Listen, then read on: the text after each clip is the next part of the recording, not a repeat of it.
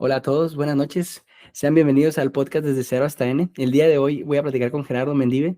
Conocí a Gerardo gracias a una conferencia. Él dio una conferencia y me quedé al final para platicar con él acerca de lo que hace, ¿no? Y me encantó saber mucho de él y podría yo intentar hacer una introducción de él, pero me quedaría muy corto porque es escritor, es especialista en educación. Entonces, me gustaría, Gerardo, que te presentes para que la audiencia que no te conoce conozca un poquito más de ti.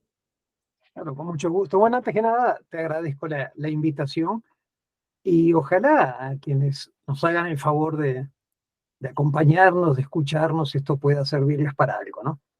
Bueno, mi nombre es Gerardo Mendive, yo soy de nacionalidad uruguayo, vivo en México hace más de 40 años, no se me quita el tono, entre otros motivos creo que es porque voy muy seguido allá a Uruguay.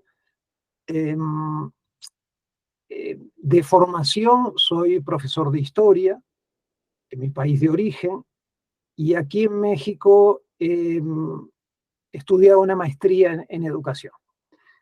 Y desde bueno, trabajé durante mucho tiempo en escuelas como maestro y como director de prepa y de bachillerato. Y ya hace muchos años me independicé. Entonces me dedico a dar pláticas, coordinar talleres, eh, con muy distintos auditorios. En ocasiones me invitan de escuelas eh, para platicar con mis colegas maestras y maestros.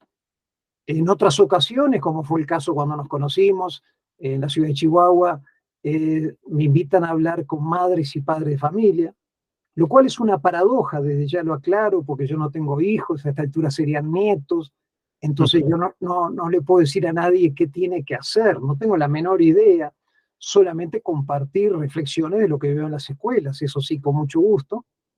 Y en otras ocasiones también trabajo con empresarios, con futbolistas, eh, en charlas que tienen que ver con desarrollo personal. Estoy muy agradecido porque la vida me ha dado la oportunidad de viajar por los diversos estados de México, eh, por muy distintas ciudades, trabajar en muy distintas realidades socioeconómicas, y entonces más o menos eso es lo que puedo señalar de mí, con un último agregado, que es la publicación de algunos libros. En la mayoría son compilaciones. Yo me dedico a juntar textos de otros autores, eh, textos cortos, y algunos de ellos están dirigidos a madres y padres de familia, otros estuvieron dirigidos a maestras y maestros, y los últimos, los más recientes que he ido publicando, eh, son textos dirigidos al público en general, compilación de citas, y los dos últimos fueron breverías españolas, citas de autores españoles, que se publicó el año pasado, el 2023, y precisamente este mes eh, de abril de 2024 se publica el de breverías mexicanas, Oh, citas de autoras y autores mexicanos sobre muy distintas actividades. Concluyo solamente comentando que esto de las citas tiene que ver porque cuando yo recién llegué a México, alguien me regaló un libro del escritor guanajuatense eh, Jorge Ibargüengoitia, y en ese libro venía una frase que me vino como anillo al dedo en aquel momento, que decía: si algo me molesta de los extranjeros es que vengan a explicarnos cómo somos los mexicanos. Yo leí aquello y me puse colorado solo, porque estaba precisamente en esa actitud, por asombro, por todas las cosas que estaba descubriendo. Y entonces decidí que no le iba a caer mal a Ibargüengoitia, no iba a cometer ese exceso, pero no iba a renunciar a dejar de acercarme a ciertas realidades de México. Entonces decidí hacer este acercamiento a través de la voz de muy distintos autores. Y eso precisamente es esta compilación que insisto, se publica este año, en este mes de Breverías Mexicanas. Entonces, en resumen, más o menos sobre esa sería mi presentación.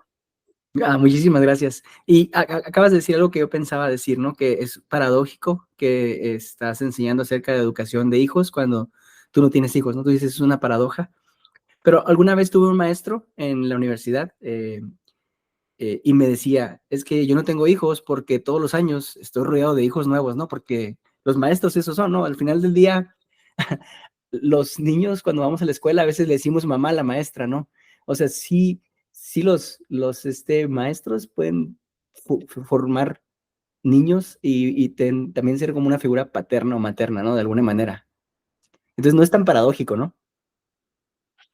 Sí, no es tan paradójico por la segunda parte. Yo te diría que más que un nexo familiar con los alumnos, que hay algo de eso, pero también hay distancias muy severas, ¿verdad? Uno está en la escuela un rato y la familia están ustedes permanentemente, en fin. ¿Ah? Uno como madre y como padre es co-creador de vida. ¿Ah? En el caso de los maestros no es así, o sea, hay diferencias significativas. Pero tal vez donde no sea tanta paradoja es que uno, al estar en escuelas de hace tantos años, sí convive con ciertas realidades. Y esas realidades expresan seguramente situaciones familiares, culturales, institucionales, y desde ahí es que tal vez yo hablo, ¿no? No a partir de la experiencia personal, y por eso no puedo decir a nadie qué es lo que tiene que hacer, sí reflexionar sobre lo que encuentro en las escuelas. Eso sí, me animo a hacerlo. Sí, perfecto. Sí, y eso es algo que en la presentación de la conferencia dices, ¿no? Es algo como paradójico y me quedé pensando en eso, ¿no? De mi maestro que decía, pues todos los años tengo hijos nuevos, ¿no? Y por eso no pienso en tener hijos, no puedo con estos, ¿no? Y una de las cosas que tú has dicho, ¿no? Que, bueno, somos muy diferentes los papás y los maestros, pero una cosa que dijiste en la presentación es que nunca se me cae de la mente, ahora que la conozco, es que ser padre es la única decisión o es una de las pocas decisiones en la vida que no tienen reversa, ¿no? Sí, eso que señalé en la plática lo atribuía al doctor Jaime Barilco, eh, que él es quien lo señala, que dice que la decisión de ser madre y ser padre es una de las pocas decisiones que no tiene marcha atrás, que no tiene reversa. Y entonces decía Barilco que si nos ponemos a reflexionar, casi todas las decisiones de un ser humano tienen reversa. ¿Dónde voy a vivir? ¿Dónde voy a trabajar? ¿Con quién me voy a casar? Incluso, en fin, casi todas. ¿A qué partido político voy a votar? ¿En qué religión? De alguna manera me siento integrado. Todo eso tiene ida y vuelta. Pero el caso de la decisión de ser madre y padre, decía él, no tiene reversa. Muy independientemente de lo que pase con tu vida, como madre o como padre. Entonces, por eso habitualmente yo comienzo las pláticas con eso, ¿no? Diciendo que no se trata de una plática, en la plática de regañar, ¿no? De decir, no, te estás equivocando acá o allá. No, no, el punto de partida es exactamente al revés. Mi respeto y mi admiración a cada una y cada uno de ustedes que ha asumido amorosamente una de estas decisiones que no tiene reversa. Bueno, una vez expresada esa admiración y ese reconocimiento, bueno, comencemos, ¿no? Y vamos a comenzar a partir piedra, ¿no? Es decir, a ver, a tratar de pensar en voz alta cuáles son los aspectos que parecería que en el mundo de hoy estamos acertando o que estamos recorriendo caminos convenientes y cuáles son aquellos aspectos donde da la impresión de que hemos ido perdiendo el rumbo, ¿no? Sí, y bueno, la conferencia se llamaba Educar en tiempos de incertidumbre y estuvo bien interesante. Y una de las cosas que me llama mucho la atención es cuando uno es papá, pues no existe un manual o un libro que te enseñe cómo ser papá, ¿no? Y si existiera, eso se tendría que actualizar cada día, ¿no? Porque realmente cada día la sociedad está cambiando de diferentes maneras, ¿no? Lo que ayer nos sorprendía, ahora es normal y bueno, es esto de la incertidumbre, ¿no? Entonces, de ahí empezamos, ¿no? Que vamos a educar en tiempo de incertidumbre y platicas por ahí un poquito de que, bueno, es como una trampa, ¿no? Decir educar en tiempo de incertidumbre porque siempre ha sido así, ¿no? Sí, ese era el otro aspecto con el cual comenzaba, ¿no? Diciendo, Mm. mira, el título de la plática es un poco tramposo, porque educar creo que siempre se ha hecho en tiempo de incertidumbre. Es más, si me apuras, vivir es en tiempo de incertidumbre. ¿Ah? Pero sí es cierto que el tiempo que habitamos tiene incertidumbres muy específicas, ¿no? Y que tal vez la pandemia que vivimos en forma más o menos en forma reciente nos acercó mucho más al carácter frágil de la vida, a la dificultad para planificar todo, a cierta soberbia que me parece que traía nuestra cultura en cuanto a que todo estaba en nuestras manos. Y entonces en ese sentido también hay una intencionalidad en el título de Educar en tiempos de incertidumbre, ¿no? Así es. Y bueno, el COVID que llegó y que cambió la vida de todos, aceleró muchas cosas, ¿no? Por ejemplo, mi trabajo, soy ingeniero de software y me dedico a hacer comercio electrónico. Y el comercio electrónico, ¡pum!, creció muchísimo, ¿no? Mi trabajo se exponenció, ¿no? Yo no podía con tanto trabajo, porque es algo que creció en la pandemia, porque era la única manera que teníamos probablemente de adquirir bienes, ¿no? Todas esas plataformas llegaron y cambiaron nuestra vida durante la pandemia y aceleraron el ritmo de las cosas, ¿no? Y eso cambió radicalmente cómo somos, ¿no? Como sociedad. Sí, la pandemia trajo consigo eh, varios cambios o transformaciones, algunas que tal vez sean pasajeras y otras que sean un poco más permanentes, ¿no? Es más, yo creo que habrá que esperar varios años para tomar conciencia realmente de qué tanto esto pudo habernos cambiado en nuestras vidas personales, profesionales, te referías tú ahora, ¿verdad? Eh, sí, creo que fue un gran desafío para el cual tampoco estábamos preparados. Tú ahora decías, uno nunca se prepara en forma definitiva para ser madre y padre, ¿no? Claro. Yo creo que ahí sí es algo que podemos tener en cuenta. Por más libros que leas sobre educación de tus hijos, por más pláticas que vayas a escuchar, por más horas que dediques a reflexionar y a platicar con amigas, con amigos, con otras parejas, nunca va a haber nadie que te pueda decir, mira, en reconocimiento a las miles de horas que tú has dedicado a esto, te vamos a certificar como padre con el ISO 9023/47 diagonal C. No. Y si te lo dicen, te están mintiendo, te están llevando al baile, como decimos acá en México. Porque precisamente al ser madre, al ser padre, no solo la incertidumbre se da por esto que tú señalabas de los cambios, de cómo el mundo va cambiando y entonces también va cambiando la educación, cómo va cambiando la sociedad y también va cambiando la educación, sino también por el hecho de que cada niño es diferente. Y entonces en ese sentido, bueno, la educación tiene mucho de arte, ¿no? Más que de ciencia, ¿no? Hoy día se habla mucho de ciencias de la educación y bueno, sí, se han hecho avances considerables, pero creo que la educación, tanto familiar como escolar, sigue teniendo mucho de un arte, de un oficio, hasta cierto punto también de una artesanía, ¿no?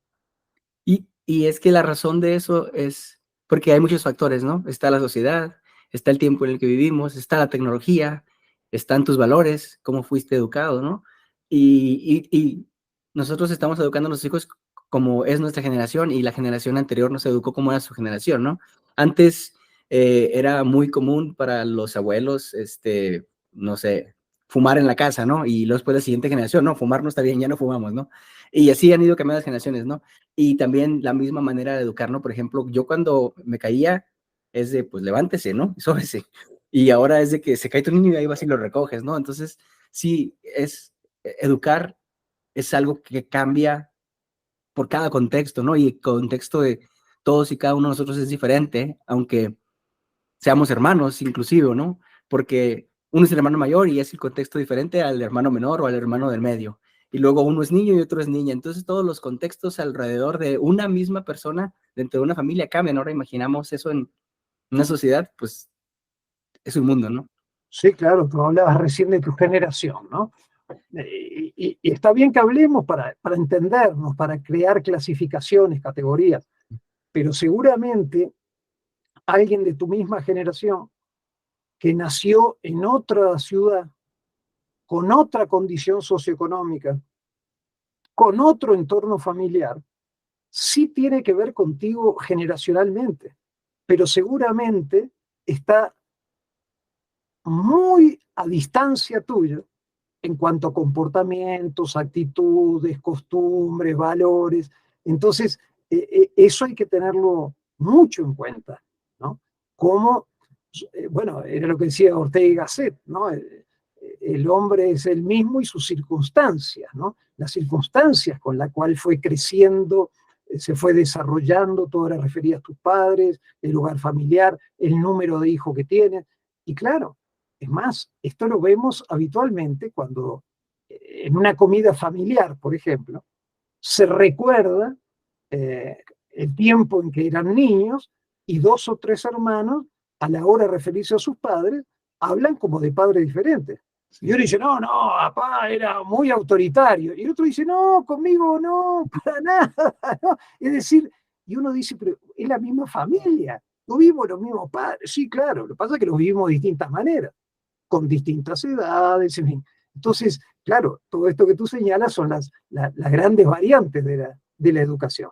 Y te referías a otra cosa como decías, bueno, antes yo me caía y me decían, levántate, ¿no? Y hoy enseguida corremos a recoger al niño, ¿no? Sí, es cierto que culturalmente, cuando hablamos de sectores urbanos y de sectores medios, ahí ya podemos ir estableciendo algunas conductas más generalizadas.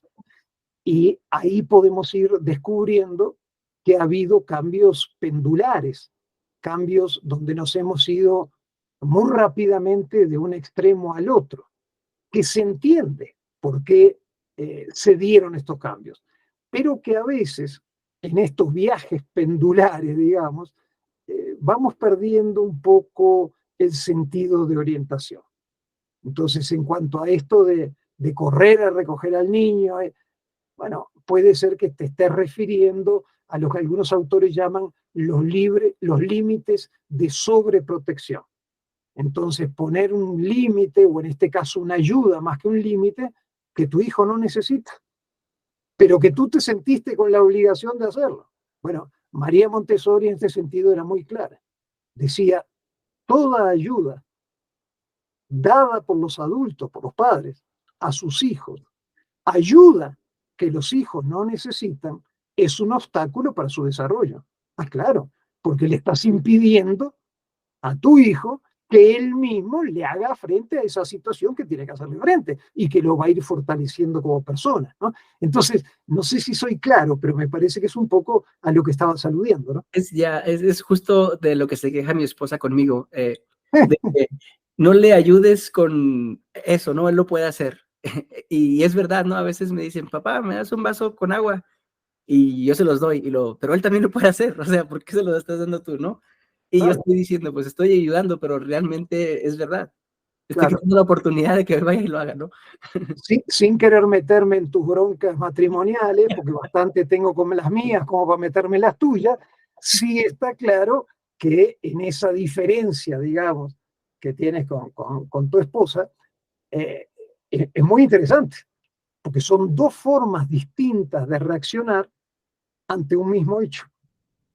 Ahora, estas distintas formas es lo que nos van enriqueciendo, porque seguramente en este diálogo que tú tienes con tu esposa, van encontrando cuál es la manera mejor para acompañar en su crecimiento a tu hijo. Y acá creo que la palabra acompañar entiendo que es clave en todo esto, porque acompañar se distancia de la asfixia, que la asfixia es estar tan cerca, tan cerca, tan cerca, que no le das espacio, terreno al otro a desarrollarse. Pero el acompañar también se distancia de la lejanía, que estás tan lejos, tan lejos, tan lejos, que no te haces presente en el crecimiento de tu hijo. Entonces el acompañar se sitúa entre la asfixia y el abandono, entre la asfixia y la distancia. Y claro, todo esto creo que son como criterios que nos ayudan, ¿no? A reflexionar en el día a día. Sí, está muy bueno eso, ¿no? Porque es como un balance, ¿no? Unas cosas que yo puedo tener diferentes a ella, las balanceamos en una, ¿no? Y todo esto, diferencias, vienen por el contexto que traemos de nuestra educación del pasado, ¿no? Nosotros educamos a nuestros hijos basados en cómo nos hubiera gustado o tratando de llenar como carencias que pudiera haber habido entre nosotros, ¿no? Por ejemplo, eso digo de que si alguien se caía y le decían, levántese solo, pues probablemente de grande va a tratar de que su hijo no sea igual, ¿no? Para que no se sienta como él cuando se caía, ¿no? Que es el ejemplo que pone ahorita. Entonces, es bien difícil, como tú dices, venir dos personas diferentes con educación diferente y tratar de educar a los niños. Entonces, pues ahí quiere negociar cómo hacer las cosas, ¿no? Y es ese acompañamiento que dices es clave, ¿no? Para esto. Claro, pues estás creando, me parece, en el caso que tú señalas, como proviniendo de dos culturas familiares diferentes, la de tu esposo y la tuya, crean una cultura común y esto lo hacen a partir de patrones diferentes que cada uno trae, ¿no? Entonces, de alguna manera, yo insisto, esto es la riqueza de la educación, porque me parece que sería una pesadilla que tu esposa y tú vinieran exactamente de una misma matriz familiar, porque entonces todo sería mecánico, automático, no pensado, es decir, todo distanciado de la vida. En cambio, cuando hay una reflexión sobre lo que uno vivió, con sus aspectos positivos y sus aspectos negativos, ahí es donde podemos ir creando un mejor mundo para nuestros niños y para nuestros adolescentes. Entonces, creo que es de lo que se trata, ¿no? Entonces, también recordemos aquella famosa frase, creo que era de Sartre, o por ejemplo, o por lo menos se atribuye a Sartre, cuando decía, eh, no somos lo que hicieron de nosotros, sino lo que nosotros hacemos con lo que hicieron de nosotros. Es decir, en este sentido, tenemos, por supuesto, una matriz de origen cada uno de nosotros, pero también tenemos la capacidad de recrearnos, de reinventarnos, de modificar aquellas cosas que pensamos que hoy son distintas o que deberían ser diferentes, ¿no? Te pongo un ejemplo. Muchos de nosotros, y en el norte creo que ustedes saben de lo que estoy hablando, durante mucho tiempo, para los varones, expresar los afectos era como rajarse, era como decir, no, esto es cosa de mujeres, ¿no? Y entonces había una incapacidad para que expresáramos los afectos. Ustedes los jóvenes viven esto mucho menos, pero en el caso de los adultos, de los que ya no nos conocemos el segundo, el tercer error, estuvo muy presente en nuestras educaciones. Bueno, ahí ha habido un cambio enormemente positivo, donde los varones ya no tememos a expresar nuestro afecto, nuestro amor, nuestras emociones incluso. Bueno, entonces también es cierto que los seres humanos vamos cambiando de acuerdo a lo que vamos viviendo, pero también al tiempo, de lo que vamos viendo cada uno de nosotros, pero también al tiempo histórico que habitamos, ¿no? Y eso está muy padre porque eso contradice la frase que mucha gente dice, que la gente nunca cambia, ¿no? Porque es mentira, ¿no? Tú puedes cambiar y ser diferente cambiando tus circunstancias, ¿no? O sea, no te vas a definir por lo que te pasó, si tú puedes cambiarte, ¿no? Y evolucionar. Sí, yo creo que sí. Ojo, ahí también creo un término medio de reflexión, ¿no? Como alguna autora dice, también es cierto que hoy hay muchos vendehumos, ¿no? Que dice, sí se puede, tú puedes con todo. Cuidado, la cosa no es tan así. Yo puedo decir, sí, se puede, sí, quiero tener cabello, sí puede. No, soy pelón, ¿tá? Y no va a cambiar la circunstancia, ¿no? Eh, entonces, o en vez de tener 68 años, quiero tener 35. Y entonces, sí, pues, no, tengo 68 años. Y después hay una serie de argumentos consoladores. Yo diría, en parte son reales, pero en parte también es un invento de época. Decir, no te preocupes, los 70 de ahora son como los 30 de hace unos años. En fin, todo este tipo de cosas, creo que por un lado hay que tener cuidado, ¿no? Con esto de que uno puede cambiar todo y que todo en su vida está en sus manos, yo ahí tomaría un poco de distancia. Ya, Pero también tomo distancia del otro extremo, de aquel que tú por ahí empezaste. Los seres humanos no cambiamos, así fui, así soy y así seré. Hay quien dice, ¿no? Como que los seres humanos trajéramos un código de barras de nacimiento y que no pudiéramos cambiar. Ojo, yo creo que se vale decir, no quiero cambiar. Ah, eres libre. En eso consiste la libertad. Pero de ahí a que me digas, no puedo cambiar, me parece que es muy fácil desafanarse del compromiso de crecimiento personal diciendo no puedo cambiar. Mucho más difícil decir, sí puedo cambiar, no es fácil, es complicado, hay cosas que me van a llevar tiempo, ¿verdad? Lo voy a intentar. Y entonces, en ese sentido, me parece que, como en todo, hay un justo medio interesante en este tema, que los griegos sabían mucho de esto, ¿no? De situarse a veces en el justo medio de las cosas.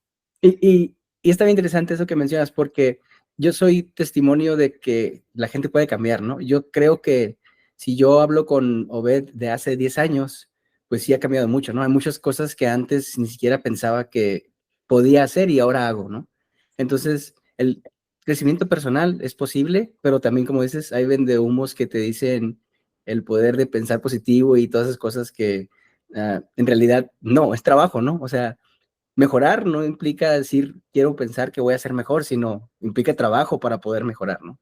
Sí, por supuesto. Es decir, querer hacer algo tiene mucho más chance que te salga bien, pero no está garantizado el resultado. Hace un ratito te decía, de vez en cuando trabaja un jugador de fútbol. Puede ser que entrenen muchísimo, hicieron todo lo posible, dejaron el alma en el entrenamiento y perdieron 4-1 el domingo, en el partido del domingo, ¿no? O en otro ámbito. Puede ser que alguien se prepare muy bien para un examen, estudió, dejó el resto en eso y reprobó el examen. ¿Ah? Entonces, en ese sentido, creo que una cosa es pensar en positivo, que creo que siempre ayuda, ¿ah? Pero de ahí a pensar en el acto mágico del pensamiento positivo, yo por lo menos tomo distancia respecto a eso, ¿no? Exacto. Y bueno, esas personas que venden humo tienen mucho éxito porque hay mucha gente que sí cree, pero luego después de tiempo se dan cuenta que no era tan fácil, ¿no? Que hay que echarle ganas. Sí, claro, es más, cualquiera de nosotros es candidato a, a comprar las posturas del vendehumo. ¿Y por qué? Porque lo que más quisiéramos son respuestas sencillas a problemas complejos. Entonces, claro, ¿no? En un momento de incertidumbre, de duda, que traemos confusión, quien nos lleva a la ilusión de que ya entendimos todo, ¿ah? De ahí que a veces hay situaciones un poco desagradables. Uno sale de ciertos eventos diciendo, ya resolví mi vida, a partir de ahora soy un hombre nuevo, y después vuelvo a estar mal, ¿no? Esto me hace acordar, me voy a poner un poco, no grosero, pero un poco desagradable, pero bueno, tomando en cuenta que esta es una charla en confianza, Así me es. animo a decirla y bueno, y le pido disculpas a los potenciales escuchas de esta plática si les cae mal el ejemplo. Pero bueno, es un viejo chiste mexicano, ¿no? Que tiene que ver con esto, de un hombre que era muy borracho, pero muy borracho, y que, claro, traía soleado no solo su vida, sino la de su familia. Y entonces ya la esposa, los hijos estaban resignados, habían hecho todo lo posible para que este hombre cambiara, el cambio no llegaba. y se aproximaba final de año. Y un buen día viene este hombre y le dice a su mujer: te tengo muy buena noticia, vieja. Fíjate que he decidido que a partir de ahora, del año nuevo, de pasado mañana, voy a ser un hombre nuevo. No voy a tomar, voy a ser más responsable, voy a traer todo el dinero a casa, excesos que he cometido ya no los voy a cometer. Bah, la mujer lo mira con alegría, también con cierto escepticismo por la historia que venían. Pero lo cierto es que llega a final de año, llega año nuevo, y de repente aquel hombre regresa a su casa el 2 o el 3 de enero, tambaleándose, borracho hasta las chanclas, y entonces le dice a su mujer: te tengo una muy mala noticia. Fíjate que el hombre nuevo en que me convertí, es tan pedo, tan borracho como el anterior. Entonces, claro, esto tiene en ese chiste, digamos, de la sabiduría popular mexicana, creo que está también eh, las sospechas sobre los cambios inmediatos, sobre que de un momento al otro uno se va a transformar, y creo que los cambios, como tú decías, son posibles, pero llevan esfuerzo, llevan trabajo, llevan la capacidad o implican la capacidad de hacerle frente a la frustración de que lo intentaste pero no lo lograste de primera, que ahí tienes que ir de vuelta, que tienes que ser perseverante, que tienes muchas veces que tenemos que ser humildes, de saber que no podemos con todo al mismo tiempo. En fin, me parece que por ahí son algunas reflexiones que tal vez podemos compartir. Sí. Y, y estabas hablando ahorita del equipo de fútbol, ¿no? De que por más que sean positivos y le echen muchas ganas y entrenen mucho, al final del día de todos modos pierden, ¿no? Y también platicas por ahí otra de las cosas en la conferencia que me quedó muy marcada acerca de la cancha, ¿no? Que la cancha en la que jugamos todos es la misma. Y, y tiene que ver con esto de que todos los que somos papás queremos lo mejor para nuestros hijos y queremos que nuestros hijos cuando sean grandes se logren, como decimos, ¿no? Y, y para hacer que eso sea posible, pues nosotros tenemos que ponernos las pilas y educarlos de cierta manera, ¿no? Y luego, cuando las cosas no se dan como queremos, pues podemos poner de pretexto que es la sociedad y que es la tecnología la que me los echó a perder, ¿no? Pero por ahí pones un ejemplo de un jugador de fútbol que me encantó, ¿no? Y si pudieras platicarlo aquí estaría excelente. Sí, con mucho gusto. Sí, uno de los primeros equipos con los que me tocó trabajar aquí en México. En una ocasión un jugador me dijo: ¿sabes, Gerardo? Cuando perdemos un partido podemos dar muchas excusas, podemos dar muchas explicaciones, pero hay una que es imposible porque no aplica. Y entonces, desde mi ignorancia futbolística, le pregunté a este jugador cuál era esa excusa. Y me dice: y no podemos decir que perdimos porque el campo de juego estaba en mal estado, porque la cancha estaba en mal estado, porque esa cancha también estuvo en mal estado para el otro cuadro, para el que nos ganó, para el que nos vacunó.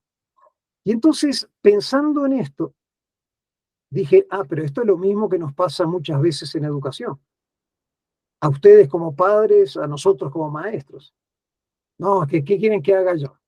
Con el mundo de hoy, con la inseguridad, con las redes, con la tele chatarra, con la alimentación, ¿qué quieren que haga yo? Bueno, lo cierto es que en este mismo mundo, con la misma tele, con los mismos problemas, con los mismos grandes desafíos, hay otros padres que están teniendo resultados diferentes a lo que tú estás teniendo. Hay otros maestros que están teniendo resultados diferentes a lo que yo estoy teniendo. Y tal vez no logro motivar a mis alumnos, y entonces mi excusa va a ser: es que ¿qué quieren que haga? Se pasan con el teléfono, están permanentemente frente a la pantalla, yo no puedo hacer nada. Entonces la culpa la tiene la sociedad o la tienen los cambios tecnológicos. Pero no me doy cuenta que hay otro docente que trabaja con la misma materia que yo trabajo, con la misma edad de alumnos, que viven en este mismo mundo y sin embargo los tiene muy motivado en sus clases. Entonces, los dos estamos en la misma cancha, digamos, en cuanto al mundo actual, pero los resultados son muy diferentes. Entonces, creo que acá, una vez más, hay que situarse entre dos extremos. Ni la omnipotencia de decir, el mundo de hoy me hace los mandados porque yo puedo hacer todo y no tengo límites, ni la impotencia de decir, no puedo hacer nada. Claro que podemos hacer. Y ahí aparece el terreno de nuestra libertad, de nuestro compromiso, que en el caso de ustedes es un compromiso amoroso, como tú decías, quieren lo mejor para sus hijos. Pero ahí también entramos en un terreno que tiene su enorme punto hasta risueño. A mí me gusta porque a veces aparecen los padres y nos dicen a los maestros, a los profesores, yo prefiero hablar de profesor que de maestro, pero bueno, nos dicen los profesores, es que sabe, profe, o sabes, profe, yo no quiero tanto. Yo lo único que quiero para mis hijos es que sean felices. Y yo digo, no quieres tanto. Eso es lo que la humanidad busca desde sus inicios. El tema está, entre otras cosas, que entendemos por ser felices. Y ahí empieza el lío. Tema en el cual nos metimos en la conversación que tuvimos hace unas semanas en Chihuahua. Si tú entiendes que llevar a tu hija de 7 años a un salón donde hay un spa para niños, donde una señora de 45 le hace las uñas a tu hija de 7 años y entiende que eso la hace más feliz, bueno, yo me animo a discutir ese principio, ¿no? Y así como tantas otras cosas, ¿no? Entonces, es más, hay una frase que no sé de quién es, pero es muy sabia, ¿no? Que muchos padres quieren darle a sus hijos lo que no tuvieron, pero a veces se les olvida darles lo que sí tuvieron. Y esta frase es enorme, claro. Entonces, acá también hay un gran desafío. ¿Cómo hago para no pasar mis facturas, mis propias facturas de vida a mis hijos? En el caso de ustedes y en mi caso a mis alumnos. Porque cada uno de nosotros tiene también situaciones a resolver. Y en ese sentido, el riesgo sería pasar estas facturas a niños y adolescentes. Sí. Una de las cosas que estabas diciendo mientras hablabas acerca de la misma cancha y cómo es que algunos maestros o algunos padres están haciendo lo mejor, pensé en esto de ir contra corriente, ¿no? Porque usualmente todos tenemos la misma cancha, pero si queremos que nuestros hijos se desarrollen diferente, pues tenemos que ir contra corriente en, en muchos aspectos, ¿no? Por ejemplo, una de las preguntas que yo hacía en la conferencia es cómo hablar de educación sexual con mis hijos, ¿no? Que son niños de 9 y 12 años. Y hace poquito estaba viendo una película con mi niño y era una película de hace unos años y de repente hay una escena de dos personas que se conocen y van a tener relaciones así, pues, no se ven las relaciones, pero es implícito que va a pasar, ¿no? Y ellos tienen poco tiempo de conocerse. Y le pongo pausa y le digo, ¿estás de acuerdo que ellos se acaban de conocer y van a tener relaciones sexuales? Y nosotros te enseñamos que eso no es así, que tú vas a tener relaciones cuando ya conozcas a una persona, ¿no? Entonces nosotros estamos nadando contra corriente porque la televisión y en todos lados tú estás viendo que lo normal es ir a tener relaciones con la persona que conoces justo cuando la conoces, ¿no? Entonces, navegar contra corriente es todo lo que está pasando en el mundo que está moviéndose de cierta manera, pues a veces tenemos que hacerlo diferente para poder lograr resultados diferentes, ¿no? Sí, no me meto concretamente en el terreno de la educación sexual, para el cual no estoy calificado, ¿no? No tengo formación al respecto. Pero el ejemplo que pones eh, muestra lo que puede ser una colisión de valores, ¿no? Que te lo vas a encontrar en muchos aspectos en la educación. Es decir, cada familia educa a partir de los principios, los valores y las convicciones que tiene. Y se va a encontrar en el mundo que vivimos con otros puntos, con otros valores, con otros principios, con otras convicciones. Entonces, por un lado, me parece que es importante que esos principios, valores, convicciones sean sólidos, lo que ustedes elijan como padres. Entonces seguramente te vas a encontrar con, porque esto además lleva a los límites, te vas a encontrar con 3 tipos de límites. Los límites que son innegociables dentro de tu casa, los límites que son negociables de acuerdo a los cambios que se van dando, y los límites de los que ya hablamos que son innecesarios, que son límites que ponemos por miedos nuestros y que los hijos no requieren. Bueno, los límites innegociables tienen que ver con los principios, convicciones y valores de cada familia. Es decir, no, mira, esto, por más que grites, por más que chilles, por más berrinches que haga, acá en casa no. Entonces, algunos de ustedes, por ejemplo, me comentan, no, mira, Gerardo, para mí uno de los límites es que no me pueden destratar como madre o como padre. Ojo, yo tampoco los destrato a ellos. Así que hay una forma para comunicar. Otros me dicen, otro límite innegociable en casa es que las peleas jamás se resuelven a golpes. Y ese es un límite que no es negociable. Con lo cual, si golpeaste a tu hermana, esto tiene no un castigo, no una sanción. Prefiero hablar de lo que decía María Montessori, consecuencias lógicas. No es que te castigue, no, es la consecuencia de tus actos. Con lo cual los niños aprenden que los actos tienen consecuencias y que uno tiene que hacerse cargo de ellos. Entonces le puedo decir, entiendo tu enojo porque tu hermana se comió tu pedazo de pastel. O entiendo tu enojo porque te rompió tu juguete. Lo entiendo, hijo. Lo que no se vale es la forma en que reaccionaste. Y esto tiene una consecuencia. Entonces, acá lo que se pone en juego son los principios, valores y convicciones de cada familia. Es más, déjame hacer un paréntesis. Qué diferente sería el mundo en que vivimos si cada quien, no de niños y adolescentes, sino de nosotros como adultos, se hiciera cargo de las consecuencias de sus actos.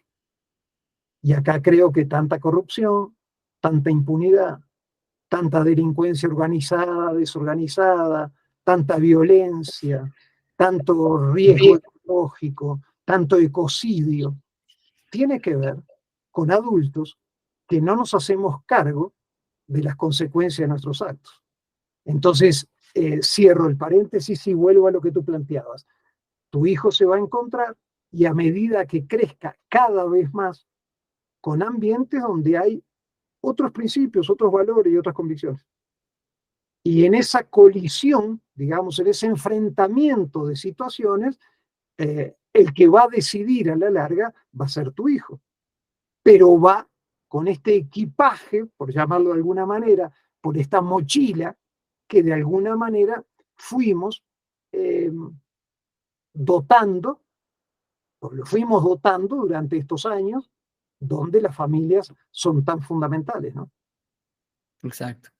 Y bueno, quería tocar el tema de ese de nadar contra corriente, y a lo mejor ese ejemplo se fue por otro lado, por la educación sexual, pero eso de nadar contra corriente implica ir en contra de las cosas que la gente hace porque todo el mundo lo hace. Por ejemplo, estar en las redes sociales todo el tiempo es porque es normal y porque todo el mundo lo hace, ¿no? Ir contra corriente significa pues no estar en las redes, sino racionarlas, ¿no? O no gastar tu vida en ello, o no hacer que eso sea parte fundamental de tu tiempo gastado, ¿no? Entonces, a eso me refería con que a veces está la misma cancha para todos, pero para hacer que las cosas funcionen tenemos que nadar contracorriente en las tendencias que existen, ¿no? Y eso significa perderte de cosas que están de moda. A veces pasa que la gente habla de artistas que yo ni en el mundo así hay nada, que son el top número uno, pero pues yo estoy fuera de todo eso porque no estoy conectado en esas redes, ¿no?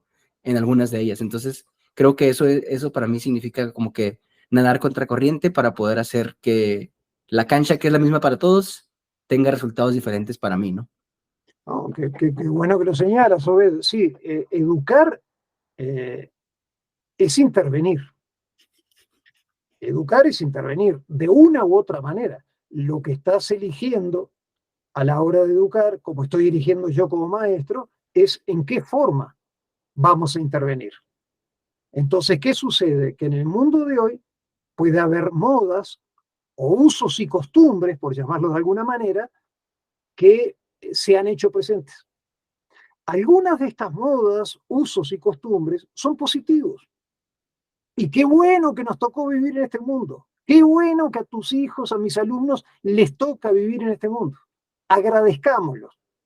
Pero también es cierto que como en todas las épocas, en la nuestra, también hay riesgos, amenazas, situaciones que no son convenientes. Entonces, ¿qué sucede? Que para tratar de educar en función de mis creencias, muchas veces tengo que remar, como tú dices, contracorriente.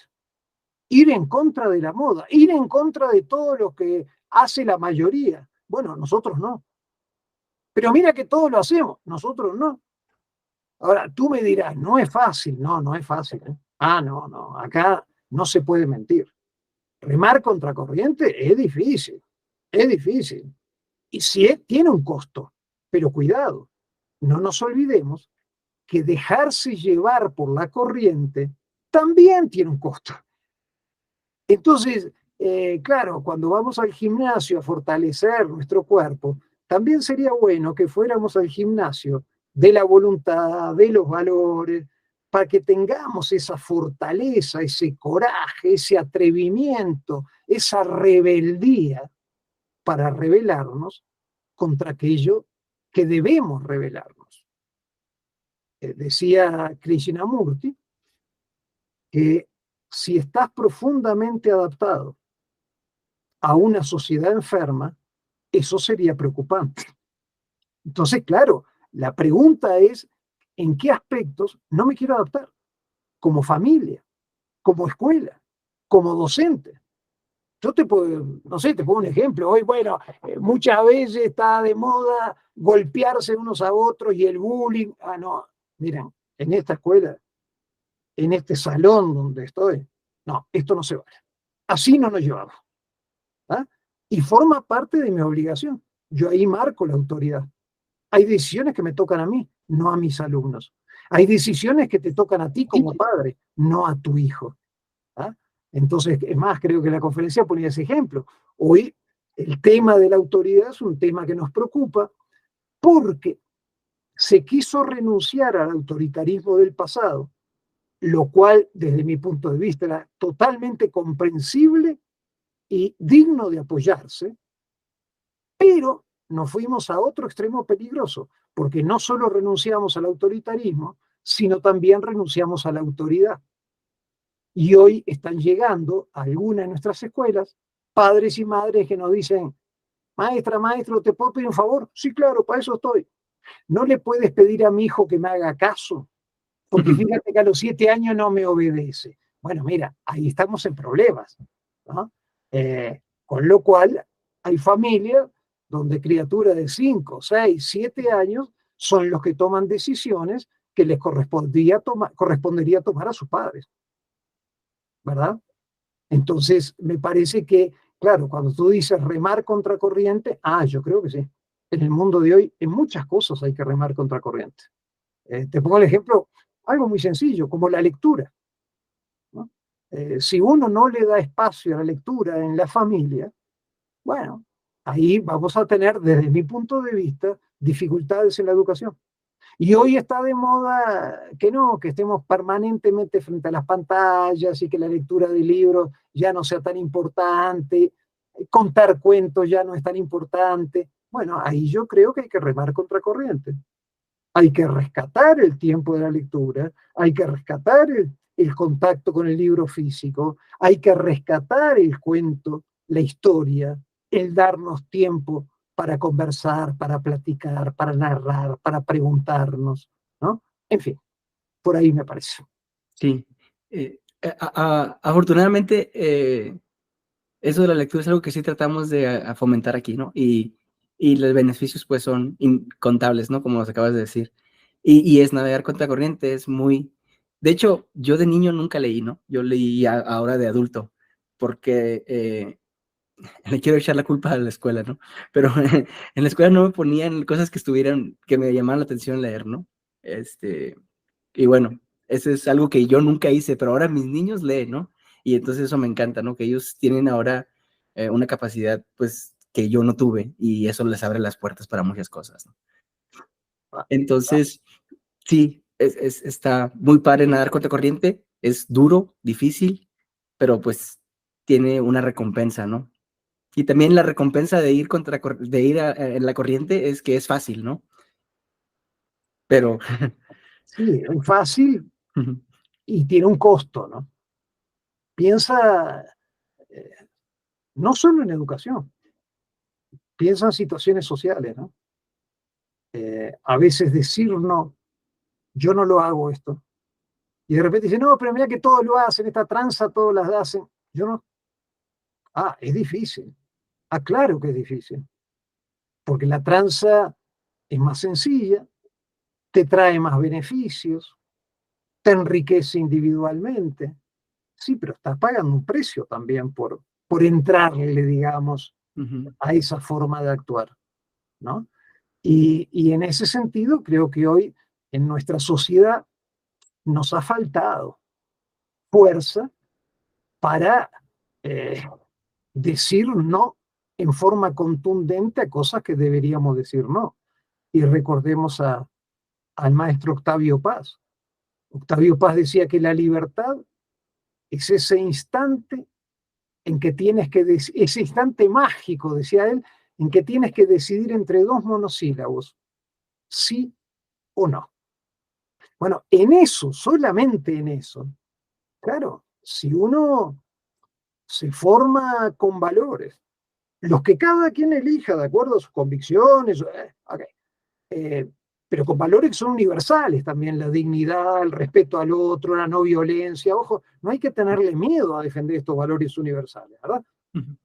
Si uno se forma con valores y al mismo tiempo, como tú decías, propicia cosas como la lectura, el juicio crítico, el desarrollo del pensamiento, bueno, tiene mucho más garantías, no la seguridad, pero sí garantías de que sus hijos van a tener mucho más defensas en un mundo donde si no tienen estas defensas, es muy fácil que se los lleven al baile. José Antonio Marín, autor español, habla de la inmunodeficiencia social. Y entonces él dice que hoy nuestras sociedades tienen inmunodeficiencia precisamente por falta de formación. Y por eso que tanta gente se deja llevar o de repente nos reímos de cosas que no deberíamos reírnos. Por ejemplo, el programa de entretenimiento. ¿De qué nos estamos riendo? De nuestras tragedias. ¿Nos reímos porque no tenemos la dignidad para rebelarnos frente a esto? Bueno, en esto hay que trabajar. Y, y confieso que, bueno, yo tengo mucha confianza en ustedes, como madres, como padres jóvenes, que creo que tienen la lucidez, la inteligencia, el compromiso amoroso, emocional, de buscar rumbos que los adultos mayores no hemos sabido encontrar. Y entonces, en este sentido, me parece que sí, tienen un paquete difícil para hacerle frente, pero también entiendo que tienen muchas capacidades para, como decimos en México, dar el ancho para hacerle frente a sus desafíos. Así es. Y hablando de desafíos, toda la educación es un desafío, pero la adolescencia es, yo creo que uno de los desafíos más grandes que nos vamos a enfrentar como papás, ¿no? Y, y estar presente en la vida de tu hijo es bien importante para poder escuchar las señales, ¿no? Y eso es una de las cosas que también aprendí en la conferencia, ¿no? Hay que aprender a escuchar las señales. Y me gustaría que me platicaras un poquito de eso, porque es algo que voy a empezar a vivir en la adolescencia de mi niño, ¿no? Donde estén cambiando las cosas, ¿no? De cualquier pregunta ahora le molesta y cosas así del estilo que dices tú, oh, las cosas están cambiando y se nota. Sí, por un lado, bueno, en este sentido hay cosas que, como dice el dicho, la única manera de pasarlas es atravesándolas, ¿no? Entonces, va a haber momentos fáciles, placenteros, va a haber momentos difíciles, seguramente en la adolescencia. Ojo, tampoco hay que tomar esto con temor, no, no, es la alegría del crecimiento humano. Es la alegría de que tus hijos en un momento dado tienen que empezar a despegarse también de ustedes como padres, precisamente para afirmarse ellos. ¿ya? Ellos no vinieron a este mundo a cumplir nuestras aspiraciones y nuestras facturas de la vida. No, ellos vinieron a hacer su camino, ¿verdad? Entonces, en este sentido, claro, todos los especialistas nos dicen que en la adolescencia, por ejemplo, cambia la mirada sobre los padres.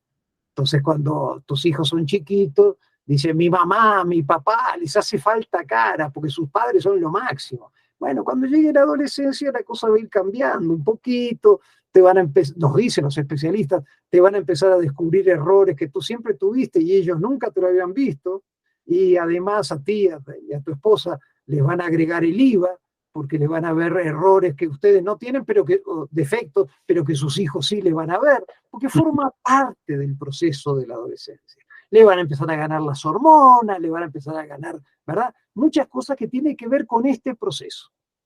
Que es, por un lado, ojo, tiene que ver mucho con la piñata, ¿eh?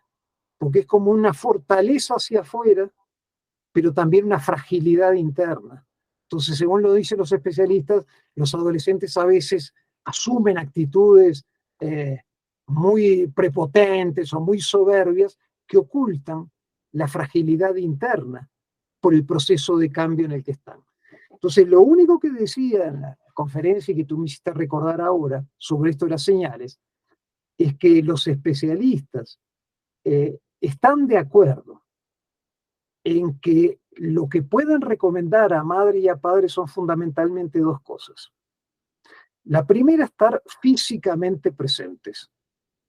Educar implica tiempo. Educar implica estar. ¿Cuántas horas? Es un disparate decirlo, porque cada hijo requiere tiempos distintos, según sus capacidades, sus posibilidades, pero lo que sí está claro es que la maternidad y la paternidad virtual no se ha inventado hasta el día de hoy. Educar implica estar. Y con esto no convocamos a nadie a que renuncie a su trabajo para estar en la casa. No estoy diciendo esa estupidez. Lo que sí estoy diciendo es que hay un mínimo de horas que ahí tiene que estar, ¿no? Okay. Que uno educa también con la presencia. La pedagogía, se ha hablado mucho de la pedagogía de la presencia, muy importante, ¿verdad? Aunque no estés hablando, por el solo hecho de estar, ahí hay una forma de educar. Pero la segunda condición que nos dicen los especialistas que es necesaria es estar disponible, emocionalmente disponible. Y esto quiere decir cómo estoy cuando estoy. Porque puede ser que yo esté físicamente presente, pero emocionalmente ausente. Porque mi corazón, mi mente está en otras cosas, fuera de casa, o en mi caso fuera del lugar donde estoy trabajando como maestro. Entonces físicamente estoy presente, pero emocionalmente soy ausente. ¿Qué pasa cuando uno está emocionalmente ausente? No se da cuenta de las señales que están dando sus hijos y que nos piden que haya una respuesta, una reacción. Mientras que los padres, cuando están físicamente presentes y emocionalmente disponibles, están leyendo las señales que están dando sus hijos. Y entonces, para poner algún ejemplo de señales, bueno, tu hijo es muy comunicativo. Tus hijos son muy comunicativos, pero llegan a tu casa, mamá, papá, y de repente hace 15 días que ves que tu hija está de un silencio y tú dices, ah, caray, acá hay una señal. O tu hijo es muy risueño, pero hace 15 días está de una lágrima fácil, ahí hay una señal. Entonces las señales hay que leerlas para que no vayan creciendo. Y en este sentido yo te diría que a diferencia de los anuncios, no aplican restricciones, porque lo que pasa a nosotros como adultos. De repente hay señales que se están dando en tu vida, en la mía, que tenemos que darnos cuenta. Que si no nos damos cuenta, esa bronca sigue creciendo. Entonces, en este sentido, sí, qué bueno que sacaste este tema de la lectura de las señales, porque es importantísimo.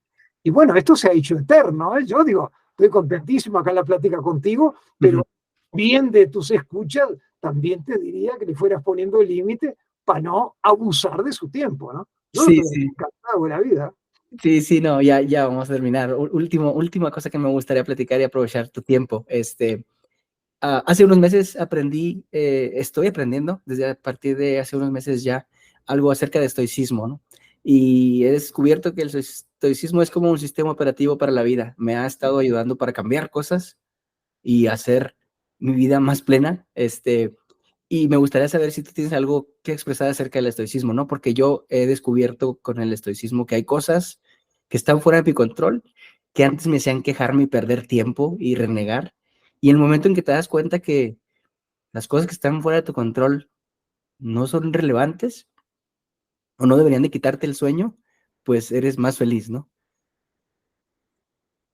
Sí, bueno, es evidente que los clásicos pueden responder preguntas de nuestro tiempo. Es decir, los clásicos son aquellos que han vencido al tiempo y al espacio.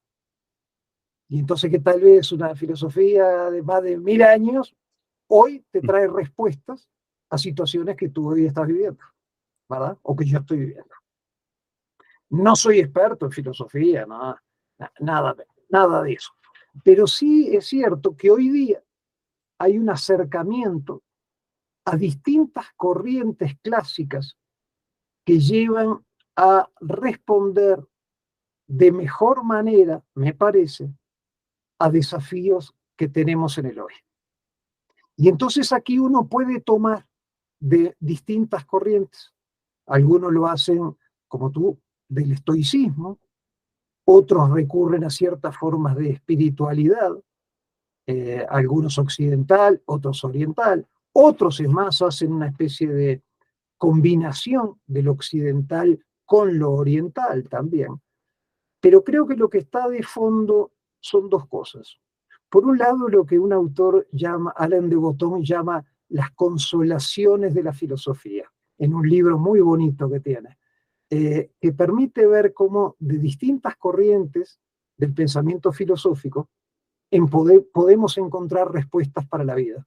Y él tenía un programa en la televisión británica precisamente sobre esto, cómo la filosofía de distintas vertientes puede ayudar a las mujeres, a los hombres de hoy, a responder a algunos de los desafíos que tenemos por delante. Y, y creo que muchas de ellas confluyen en un punto, que es el de la aceptación de las situaciones que se presentan en la vida sobre las cuales no tenemos control. Cuando hubo en años recientes una ilusión de pensar que no teníamos límites, que todo estaba en nuestras manos, que podíamos resolver situaciones que no podemos resolver, por inteligentes, por brillantes, por tecnológicos que seamos. ¿Ah? Y al mismo tiempo, y concluyo con esto, hay un maestro español que dice que en la vida se presentan básicamente tres cosas: problemas, enigmas y misterios. Y dice el maestro García Baró, que así se llama, que en las últimas décadas, con el gran desarrollo indudable de la ciencia y la tecnología, que hay que agradecer,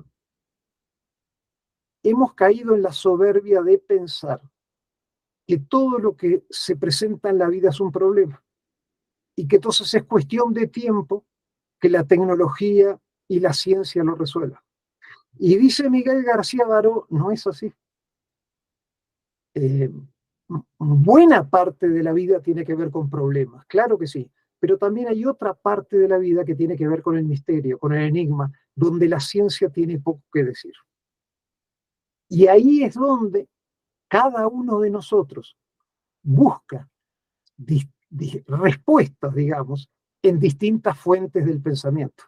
Entonces, esto es lo que podría decir sobre esto, ¿no? Y concluyó deseándote suerte en tu búsqueda, donde además posiblemente una respuesta después te lleva a otra y después te lleva a otra, porque creo que esta insatisfacción que tenemos los seres humanos es, ofrece una lectura muy positiva, que es, sabemos que somos peregrinos en la vida, sabemos que siempre estamos aprendiendo, sabemos que nuestra vida está rodeada de aciertos y errores. Sabemos, y esto es poco académico lo que voy a decir, que a veces avanzamos a ritmo de pasito tum tum, delante y dos para atrás. Y esto exige cierta humildad para aceptar nuestra condición humana. Pero espacios como el tuyo, que agradezco una vez más tu invitación, creo que entre otros propósitos tienen, en estos diálogos que tú tienes con distintas personas, el tratar de reflexionar para que no cometamos horrores. Errores sí. Si no cometemos unos, vamos a cometer otros. Pero tal vez podemos reflexionar, crecer juntos, dialogar, marcarnos acuerdos y señalar nuestras divisiones para crecer en concordia. Y esto, por supuesto, no solo va a enriquecer a los adultos, sino a los niños y a los adolescentes. Concluyo con esto. Sí. Decía Quino, el gran Quino, el autor de Mafalda, que enseñar es mucho más fácil que educar. Porque para enseñar hace falta que sepas, pero para educar hace falta que seas. Y en este ser de tu persona, en esta riqueza, en este desarrollarte personalmente, está en juego buena parte de la educación también de tus hijos. Yo te agradezco enormemente este espacio, para mí fue un gran disfrute, ¿eh?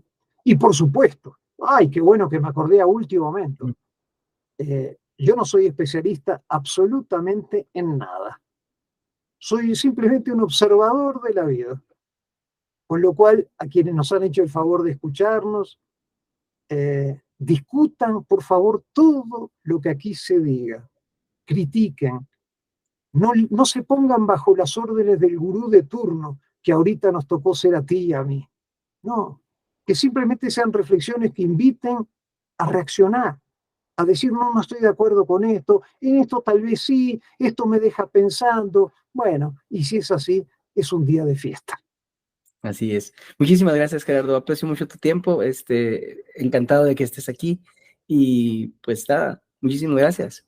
Muchas gracias, un saludo afectuoso, nos vemos, chao. Chao.